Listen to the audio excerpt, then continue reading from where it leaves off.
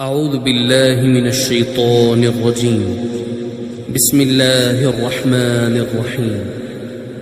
تبارك الذي بيده الملك وهو على كل شيء قدير، الذي خلق الموت والحياة ليبلوكم أيكم أحسن عملا وهو العزيز الغفور،